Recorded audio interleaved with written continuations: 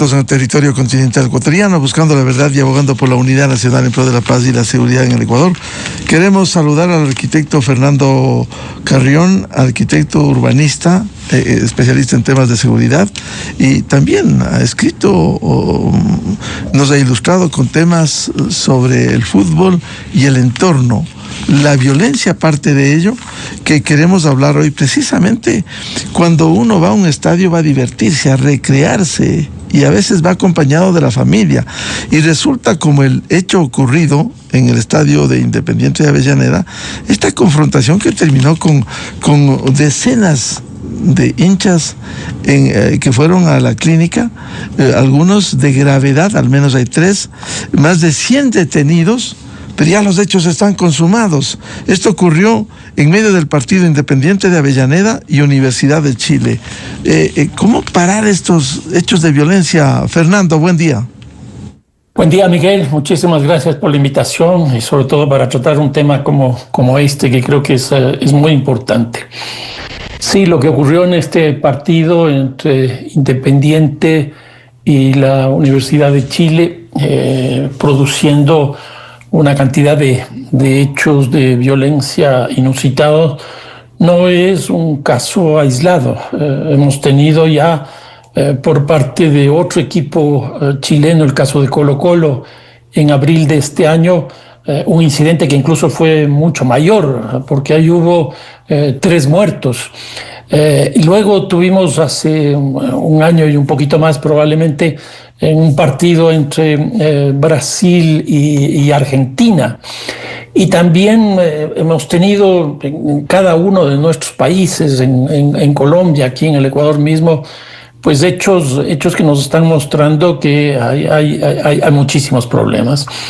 Y aquí me parece que básicamente son las entidades que organizan estos partidos los responsables, en este caso, por ejemplo, de la Copa Libertadores de América, la CONMEBOL, pero también la AFA, la Asociación de Fútbol Argentino, y los equipos, el equipo de Independiente y el equipo de la Universidad de Chile, porque ya se ha establecido de forma explícita la separación de las hinchadas. Pero, por ejemplo, esta separación de las hinchadas que se hizo en este partido, le pusieron a la hinchada de la Universidad de Chile en la parte superior de donde estaba ubicada la hinchada de Independiente, lo cual hizo que al final del primer tiempo los hinchas chilenos empiecen a arrojar productos, incluso ya pedazos de graderíos de los baños, etcétera, etcétera. Y eso enardeció a las 2 hinchadas. Entonces, ¿por qué les ponen arriba de los otros? Aquí hay un problema, pero de lógica. De organización, un problema de organización también. Exactamente. Y luego no solo eso, sino que no hay ningún tipo de guardianía, sin policía privada, policía pública, etcétera, para que justamente las hinchadas no se encuentren. ¿Qué es lo que ocurre? Se produce el reinicio del partido y a los, creo que 2 minutos nomás de iniciado, pues tienen que parar por los hechos de violencia que son tan fuertes.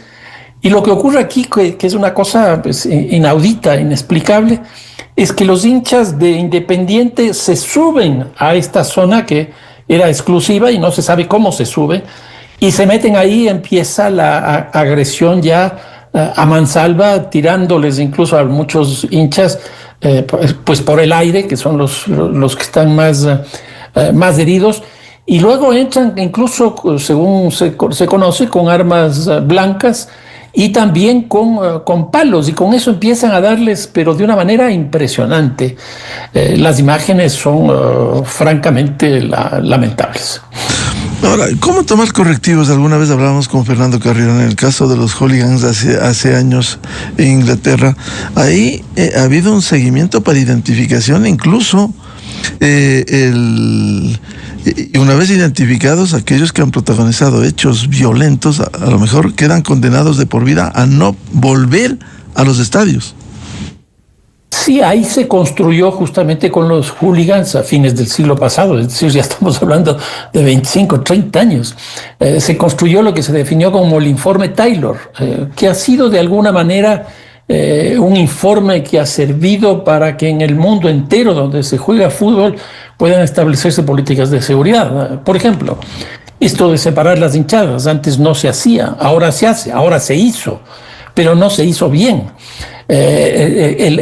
Cuestiones para la construcción de los estadios, es decir, que un estadio pueda vaciarse máximo en 10 minutos. Eso significa que haya accesos cada cierto espacio y bajo ciertas condiciones. Por ejemplo, que las puertas se abran hacia afuera y no hacia adentro, cosas tan elementales como eso. Que hayan asientos. Por ejemplo, en este caso no habían asientos, eran graderíos. Y los asientos es para que justamente la gente esté sentada y no se levante para estas agresiones. Entonces ahí ya se definieron muchas cosas y muchas de esas se han aplicado, pero hay otras, como en este caso, que desgraciadamente no. Esto, como decía hace un momento, separar la hinchada sí, pero le ponen a la una encima de la otra. No hay guardianía privada o pública para que no se produzcan lo que finalmente se produjo, que es la invasión de una hinchada sobre la otra. Entonces yo creo que hay las medidas. La impresión que me da es que en algunos casos, pues con esa cosa que tenemos en general en América Latina no ha de pasar, pues no se hace. Y esto debería ser absolutamente sancionado, en este caso, por ejemplo, por la Conmebol. Y la sanción debería recaer sobre la AFA, sobre el club independiente y obviamente para que esto no vuelva a repetirse. Las sanciones que ha puesto la Conmebol son fuertes. Una es que el partido se acabó y eso significa que ni el un equipo ni el otro, es decir, ni Independiente ni la Universidad de Chile pueden pasar a cuartos de final. Se quedaron ahí. Eso es una pérdida económica pero brutal. Y eso ha hecho que Alianza Lima, por ejemplo, clasifique ya a las semifinales. Una cosa adicional que también es muy fuerte es que durante 2 años ninguno de los dos equipos va a poder participar en torneos internacionales. Y en tercer lugar, el estadio de Independiente queda suspendido ad infinitum. Probablemente se levantará algún momento esa sanción cuando se hagan algunas correcciones, pero por lo pronto ese estadio está suspendido. Yo creo que las sanciones en ese sentido son buenas, pero me parece que aquí también deberían ir hacia los organizadores, porque sí se notó claramente que no hubo la respuesta adecuada. Claro, ahora vienen las sanciones sobre los hechos consumados. Lo ideal es lo que dice Fernando Carrión, haber tomado los correctivos previamente para evitar que ocurra esto.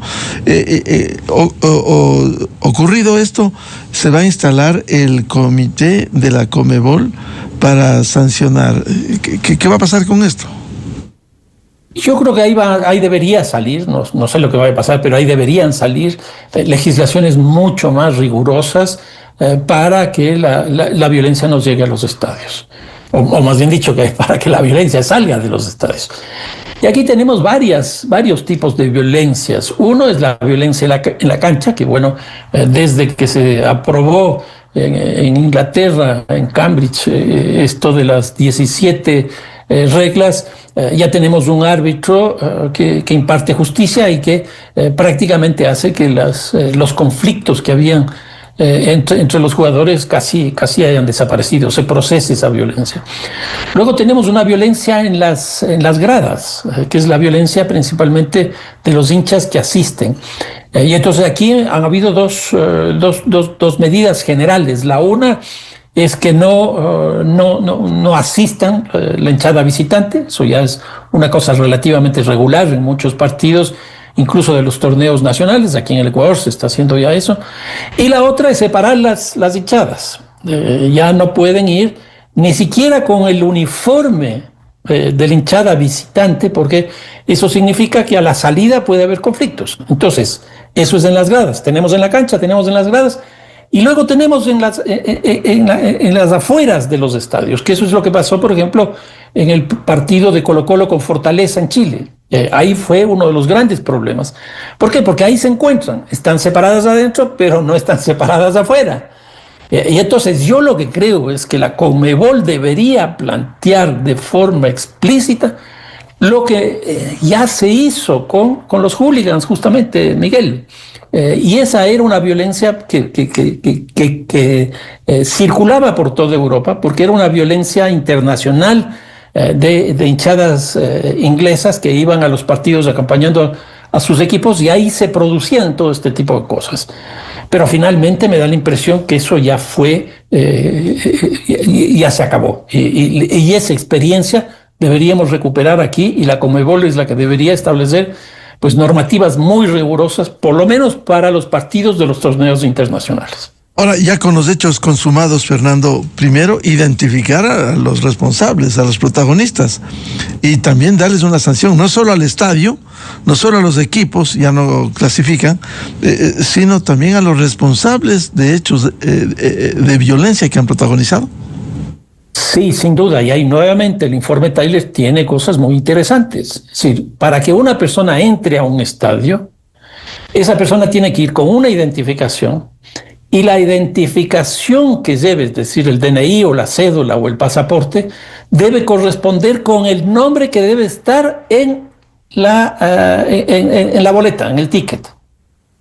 Y ahí mismo se debe señalar el lugar en el que va, para que, por un lado, cuando hay estos hechos y se identifica quiénes son las personas que están incumpliendo estas normas y generando violencia, bueno, por un lado van a ser sometidos a la justicia penal propia de cada país, pero por otro lado también a lo que establecen las normas de, en este caso, de la Conmebol. Entonces, si se identifica una persona y esa persona ya no puede entrar a un estadio, pues el rato que vaya con una entrada que no haya una correspondencia entre su cédula y el nombre que debe estar en el ticket, esa persona no puede entrar.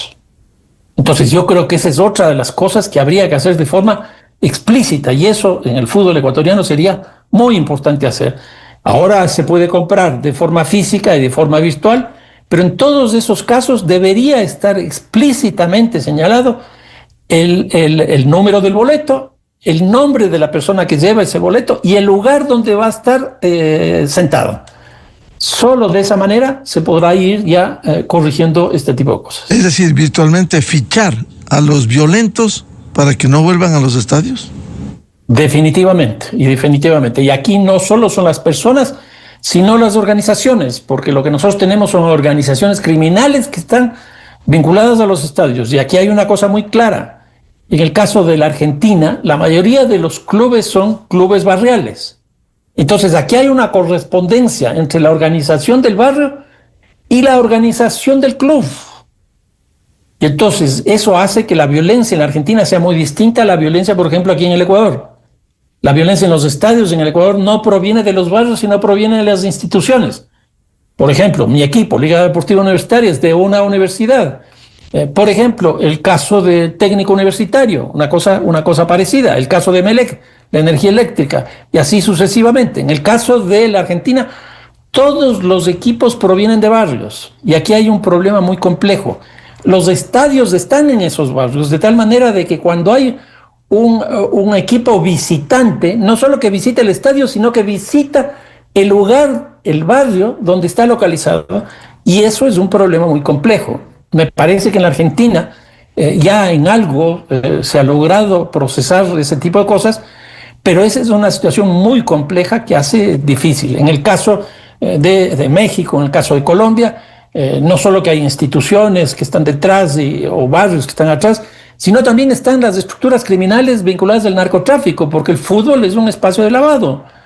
El embajador de los Estados Unidos ya nos dijo, en el Ecuador, en el fútbol se lavan muchos recursos económicos. Entonces también hay que trabajar en esa perspectiva. Y yo creo que aquí la Federación Ecuatoriana y la Liga Pro deberían también abrir los ojos para que a partir de esta lamentable situación que se presentó en la Argentina, podamos establecer también mecanismos de control para que esto no ocurra. Ahora seguiremos hablando de estos temas de la violencia. Solo un comentario final, rápido. Lo que ocurriera en Cali, en otro ámbito, esta explosión violenta que causara más de 17 muertos y heridos en la ciudad de Cali, Fernando. ¿Ha vuelto la violencia así como estuvo en su momento hace 30 años? Yo lo que creo es que todo el plan de la paz total que planteó el presidente Petro se cayó y hemos entrado ya nuevamente en un conflicto de estas estructuras criminales con el Estado. Y entonces aquí básicamente lo que se tienen son dos grupos: el grupo Marquetalia, que son las disidencias de las FARC, y el otro, el Ejército de Liberación Nacional. Y en los dos casos ya se tiene los conflictos, la guerra, por decirlo de alguna manera, como se tenía antes. Y me parece que este es el fin de la propuesta del presidente Petro de la paz total, que finalmente, pues en estos 3 años no ha podido caminarse relativamente. El plan de paz total ha sido un fracaso total. Seguiremos hablando, le comprometo a Fernando Carrión, sobre estos y otros temas que golpean a nuestros países, no solo la violencia en el fútbol, sino la violencia como en Colombia. Muchas gracias, Fernando, la participación en la revista de Opinión y Democracia. No, muchísimas gracias, Miguel. Un fuerte abrazo. Un abrazo. A propósito de este tema de la violencia en el fútbol, vamos a presentar un reportaje de Deutsche Welle, la DW de Alemania, precisamente sobre la violencia en el fútbol. Antes, quisiera recomendarles el programa Controversia en Escena, este sábado, 8 horas, a través de XFM, Democracia M y Democracia TV. Precisamente vamos a hablar sobre la crisis en el sector de la salud pública, los desafíos para mejorar la situación, la instalación de este Comité Nacional de Salud Pública que se instaló este jueves, y los hechos ocurridos también con los neonatos. Invitados, 2 exministros de Salud, la doctora Jimena Garzón, además decana de la Escuela de Salud Pública de la Universidad San Francisco, y doctor Francisco Andino, exministro de Salud, exdirector del Hospital del IES Teodoro Maldonado Carbo. También el doctor Mauricio Espinel, infectólogo, epidemiólogo, salubrista y exdirector médico en el Seguro Social. Luego vendrá el show de la papaya a través de ExaFM. De mi parte, les deseo un feliz viernes, feliz fin de semana a todos, y volveremos, Dios mediante, el próximo lunes a seguir contribuyendo con la búsqueda de la verdad. Muy buen día. En Argentina, el partido de la Copa Suramericana entre Independiente de Avellaneda y la Universidad de Chile terminó en una batalla campal que dejó un saldo de 19 hinchas heridos y 111 detenidos.